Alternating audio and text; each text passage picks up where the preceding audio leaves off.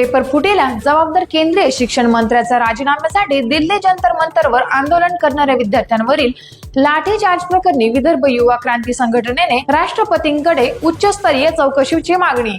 UGC, नीट यांच्यासारख्या महत्त्वाच्या स्पर्धा परीक्षांच्या पेपर फुटीमुळे विद्यार्थ्यांचे भविष्य अंधकारमय आणि धोक्यात असल्याचा आरोप करत या घोटाळ्यांना केंद्र सरकारचे शिक्षण विभाग जबाबदार असल्याचे सांगत केंद्रीय शिक्षण मंत्री धर्मेंद्र यांनी नैतिक जबाबदारी स्वीकारून तात्काळ राजीनामा द्यावा अशी मागणी विदर्भ युवा क्रांती संघटनेने केली आहे.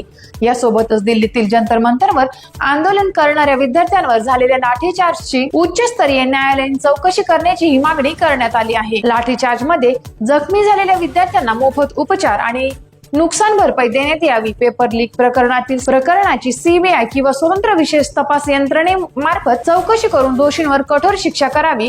तसेच भविष्यात पेपर फुटी टाळण्यासाठी कडक उपाय व पारदर्शक परीक्षा प्रणाली लागू करावी अशा मागण्याही संघटनेने केल्या आहेत. विद्यार्थ्यांच्या आंदोलनावर बळाचा वापर न करता संवादाने तोडगा काढावा. व्यवस्थेतील त्रुटी दूर करून विद्यार्थ्यांचे शैक्षणिक व घटनात्मक हक्क सुरक्षित करावेत.